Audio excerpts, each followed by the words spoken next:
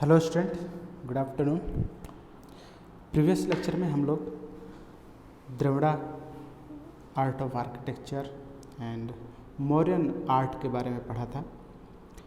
इस लेक्चर में हम लोग Gupta period, art of Gupta period के बारे में पढ़ेंगे। किस तरह से गुप्ता पीरियड का जो आर्ट एंड आर्किटेक्चर रहा है, क्या क्या उन्होंने स्कल्पचर और आर्किटेक्चर बनाए। वैसे गुप्ता पीरियड को इंडियन हिस्ट्री में गोल्डन पीरियड कहा जाता है, from art point of view, for architecture point of view, sculpture point of view, in every area, in literature, in every area Gupta period is marvellous in the field of this architecture, sculpture, printing, painting, dancing and music. Okay, so architecture, sculpture, painting, dancing, music flourished under Gupta period. That's why it is known as golden period of Indian history. For example, Parvati temple at Jabalpur, Bhumara Shiva temple Eran Madhya Pradesh में है, या Eran Narasimha temple and Gop mandir at Jamnagar and many other temples are constructed, many others temple were constructed under the Gupta period and they are grand temple. Okay, they were grand temple and remains of that temple are still existed. So Gupta period is known as golden period of art, golden period of art. Okay, कहा जाता है। कुछ example हैं Gupta period के sculpture के। Already हम लोग जानते हैं स्कल्पचर क्या होते हैं, जिनको हम लोग अपनी फीलिंग को, जो भी पर्सन है professionally with help of hammer and chisel, अपने फीलिंग्स, थॉट, थिंकिंग को वो एक शेप प्रोवाइड करता है, उसे हम लोग स्कल्पचर करते हैं। तो गुप्ता पीरियड में भी बहुत सारे ऐसे मार्वेलस स्कल्पचर बनाए गए, कंस्ट्रक्ट कराए गए, जैसे बुद्धा स्टैचू एट सारनाथ, जो कि आपको फिगर में दिख रहा है, statue of lord Vishnu at Mathura, statue of Mahavira Swami, ठीक है, ये very old and Gupta period का स्टैचू है। केव्स ऑफ उदयगिरी ये भुवनेश्वर में आता है, उड़ीसा। ओके, तो भुवनेश्वर उदयगिरी केव्स, जैसा कि आपको फिगर में दिख रहा है, देखो ये माउंटेन है, माउंटेन को कट करके बनाया गया है और इसके अंदर का ये पार्ट है, this is inside view of this Udayagiri caves in Odisha. And statue of Vishnu in form of Varaha. Vishnu हम लोग जानते हैं टोटल 10 जो रिकारनेशन है लॉर्ड विष्णु के, उसमें से एक वराहा इनकारनेशन भी था। तो वराहा जो इनकारनेशन है वो भी गुप्ता पीरियड में ही बनाया गया। ओके, सो ये सभी स्कल्पचर थे गुप्ता पीरियड के। अगर हम लोग आगे बढ़ते हैं केव आर्किटेक्चर पे। केव क्या होते हैं? जब हम लोग माउंटेन या स्टोन होते हैं या माउंटेन को कर्व करके उसमें से मटेरियल बाहर निकाल कर और एक अंदर हाउस जो है फॉर्म करते हैं, कंस्ट्रक्शन करते हैं, उसे केव्स कहते हैं। मैन मेड प्लेस होता है केव्स। और पहले जो केव्स बनाए जाते थे वो जो मॉन्क, बौद्ध जैन मॉन्क होते थे, उनकी मेडिटेशन, चैत्या एंड विहारास बनाए जाते थे उसमें। For example Ajanta and Ellora caves at Aurangabad, Elephanta caves in Mumbai, Udayagiri in Bhubaneswar, जैसा कि ऑलरेडी ऊपर हमने देखा उदयगिरी केव्स, खम्भालिडा इन गुजरात, आगे हम लोग को मिलेगा खम्भालिडा केव्स देखेंगे डिटेल में। ओके, सो ये सभी केव्स आर्किटेक्चर के एग्जाम्पल हैं। ऐसा नहीं कि सिर्फ इतना ही है, और भी बहुत सारे हैं केव्स एग्जाम्पल।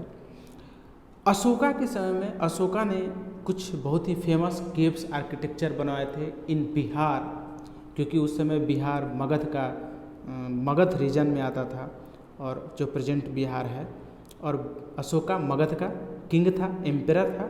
सो उसने गया से नियर अबाउट 16 किलोमीटर की दूरी पे एक बर्बर माउंटेन है। ओके, बर्बर माउंटेन, जहाँ पे अशोका ने केव्स बनवाए थे और उस केव्स में जो है बहुत सारे इंस्क्रिप्शन बनवाए थे उसने। So the caves inscription of Ashoka have been found on the wall of three caves of Barabar mountain. देखिए ये इमेज है, ये बराबर केव्स का जो है इमेज है, ये माउंटेन है पूरा, इसके अंदर एक ये गेट बना हुआ है, ऐसे बहुत सारे हैं। ये जो है एक अलग एंट्रेंस है उस बर्बर माउंटेन केव्स का, और इस पे देखिए बहुत सारे इंस्क्रिप्शन बनाए गए हैं, फिगर बनाए गए हैं, कार्व किए गए हैं। ओके, तो ये केव आर्किटेक्चर था। उसमें कुछ केव्स गुजरात के भी हैं, बहुत ही फेमस केव्स हैं गुजरात के, जिसमें से पहला है केव्स एट जूनागढ़। ये एक उसका एक फिगर है जूनागढ़ केव्स का। आप जूनागढ़ में जाओगे, बहुत सारे जो गिर माउंटेन है उसमें देखोगे बहुत सारे केव्स आपको मिलेंगे। तो केव्स एट जूनागढ़ जो है पहला है बाबा प्यारा केव्स का ये पार्ट है, ठीक है ना। ये जो फिगर है ये बाबा प्यारा केव्स का है। ये बाबा प्यारा मठ के पास है और ये 3 लेयर में बना हुआ है। टोटल इसमें 16 केव्स हैं।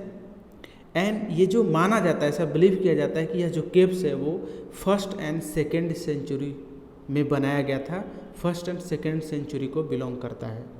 ओके, बाबा प्यारा केव्स। इसके बाद caves of Khapra and Kedia भी है फेमस गुजरात में, जो कि 3rd सेंचुरी से बिलोंग करता है।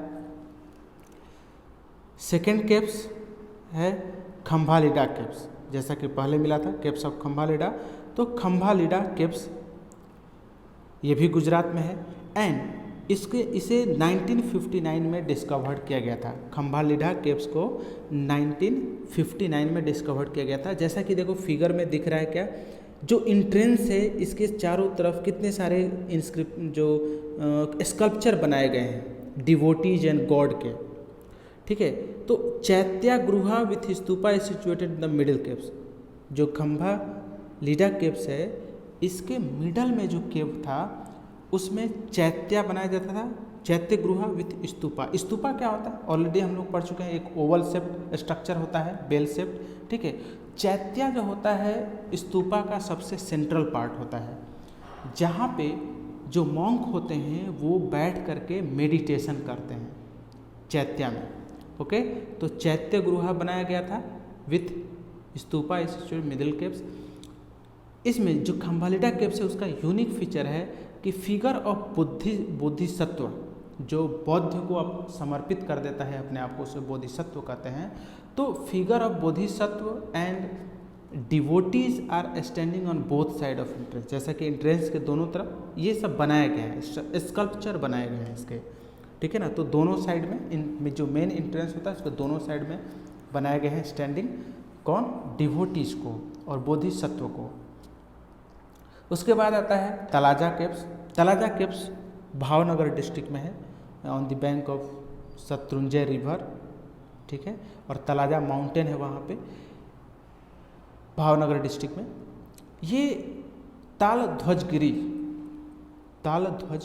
गिरी का फेमस पिलग्रिम प्लेस है। और तलाजा केव्स को भी ऐसा माना जाता है कि यह केव्स 3rd सेंचुरी से बिलोंग करता है, यानी 3rd सेंचुरी में इसको बनाया गया था। जैसा कि आपको फिगर में दिख रहा है, ये सभी क्या हैं, दिख रहे हैं ये, ओके।